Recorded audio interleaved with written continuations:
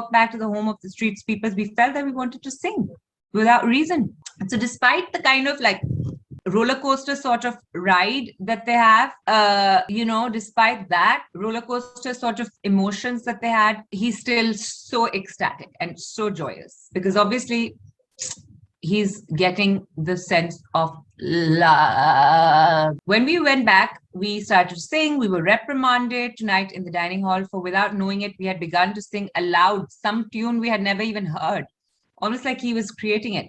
But it is not proper to sing without reason, save at the social meetings. We are singing because we are happy. We answered the one of the home council who reprimanded us. Indeed, you are happy.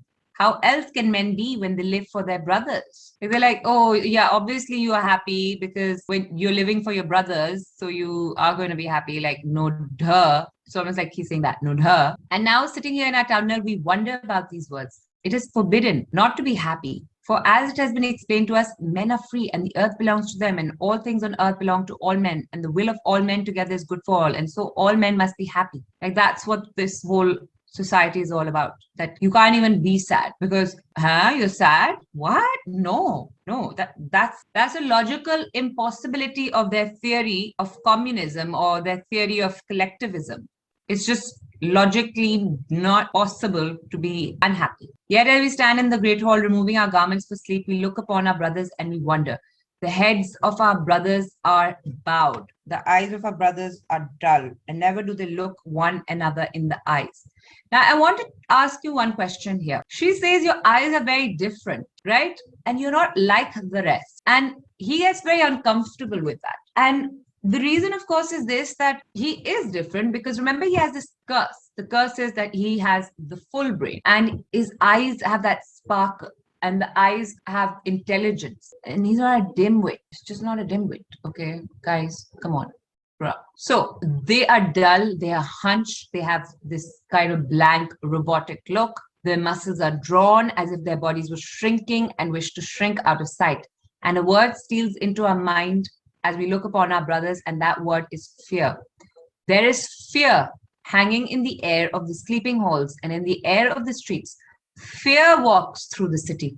Fear without name, without shape. All men feel it and none dare to speak. We feel it also when we are in the home of the street sweepers. But here in our tunnel, we feel it no longer. The air is pure under the ground. There's no odor of men. And these 3 hours give us strength for our hours above the ground. Okay, guys, we will stop here. Okay, it is a good segue to move to our break because it's kind of like a very new revelation for him at this point, that what he was actually seeing before, what he thought was like love for everyone, and what he thought was love for the collective amongst his brothers, like, okay, international and union and community and collective and whoever are the names of these people, they love each other and they're good because they love each other, like because they believe in the greater good, or but they not believe in love. Yeah, they believe that, oh, we are nothing, it is us, that's everything, right? He thought it was that, and now he realizes it's not that. It's actually subversion. It's fear. It's plain and simple fear. And that is a very, very, very important recognition and realization for him at this point. It's almost like, this dawning of wisdom upon him, that actually this society is not made by the collective.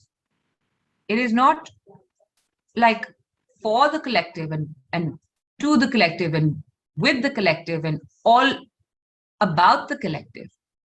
It is actually control. It is controlled by someone through fear. It's not because we all love the masses or love each other.